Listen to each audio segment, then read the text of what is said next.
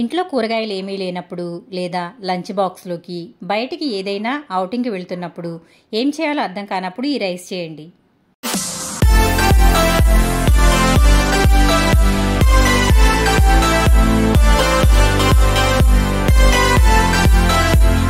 మరి ఆ రైస్ ఏంటో చూసేద్దామా. నేనైతే ఇక్కడ బియ్యాన్ని 2 సార్లు శుభ్రంగా కడిగి నానబెట్టేసుకుంటున్నాను.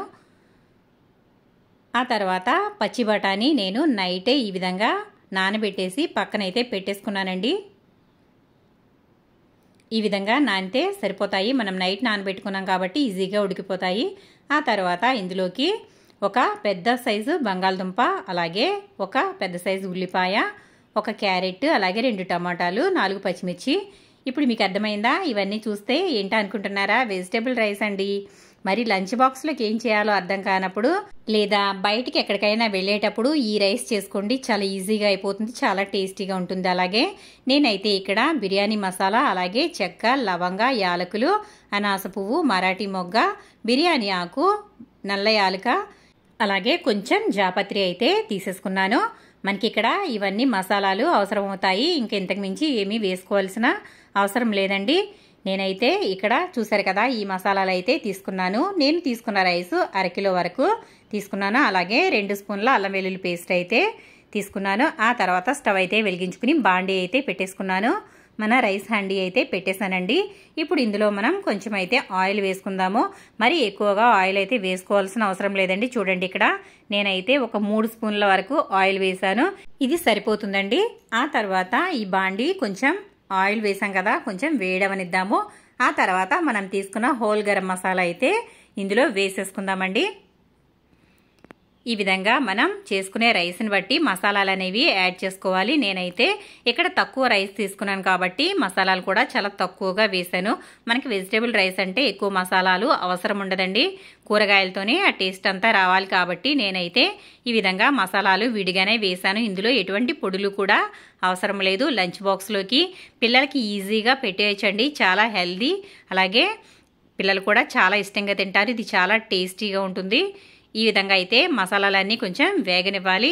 ఈ మసాలాలు మంచి కలర్ వచ్చే వరకు అయితే వేయించుకోవాలి. పచ్చిగా ఉంటే దీని టేస్ట్ అనేది అంత బాగోదండి. కాబట్టి మసాలాలు ఎప్పుడైనా సరే చక్కగా వేయించుకోవాలి. అప్పుడే మనకి ఎటువంటి ఫ్లేవర్ రైస్లు చేసుకున్నా కూడా చాలా బాగుంటాయి. ఆ తర్వాత నేనైతే కట్ చేసుకున్న ఉల్లిపాయలు అయితే వేసేస్తున్నానండి.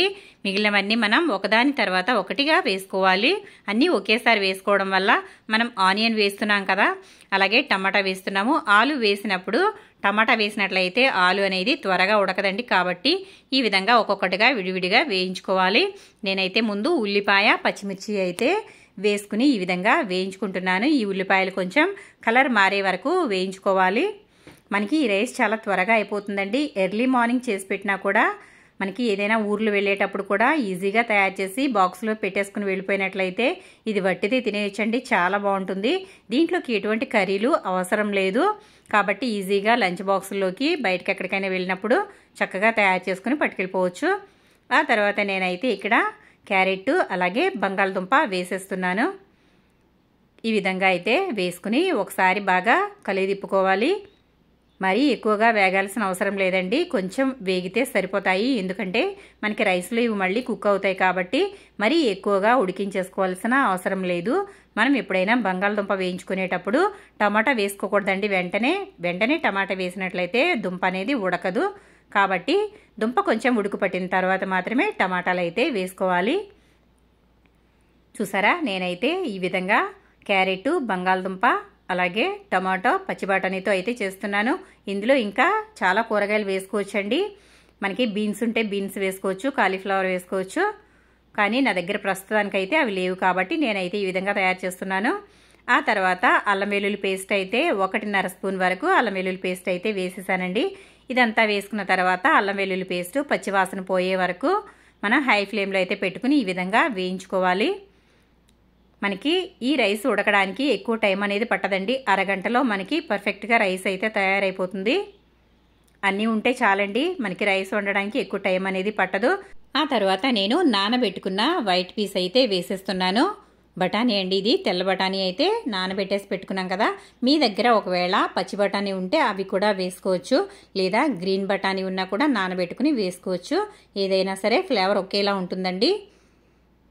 చూసారు కదా, ఈ విధంగా బఠానీ కూడా వేసేసుకున్న తర్వాత చక్కగా వేయించేసుకోవాలి.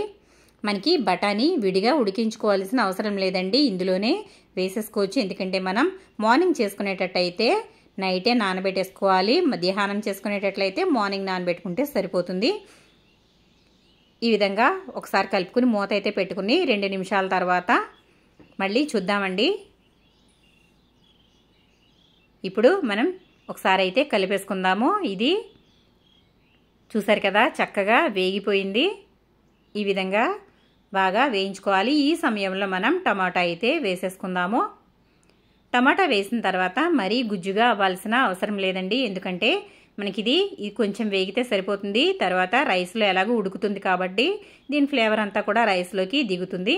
కాబట్టి నేనైతే ఒకసారి కలిపేసుకుని మూత పెట్టుకున్నాను. ఆ తర్వాత 3 నిమిషాల తర్వాత అయితే ఒకసారి మళ్ళీ కలుపుకుందాము. చూడండి, మనకి వెజిటేబుల్స్ అన్నీ చక్కగా ఉడికిపోయాయి, అంటే వేగిపోయాయండి. కాబట్టి ఇప్పుడైతే బాగా ఒకసారి కలిపేసుకుందాము. ఇలా కలిపేసుకున్న తర్వాత మనం నానబెట్టుకున్న రైస్ అయితే వేసేసుకుందాము. నేను తీసుకున్న క్వాంటిటీని బట్టి నేనైతే 1/2 కేజీ రైస్ అయితే తీసుకున్నానండి. అన్నీ కూడా ఒక్కొక్కటి అయితే పెద్ద సైజువి తీసుకున్నాను, అంటే ఆలు పెద్ద సైజు, అలాగే ఉల్లిపాయ పెద్ద సైజుది, ఒక క్యారెట్ పెద్దది తీసుకున్నాను.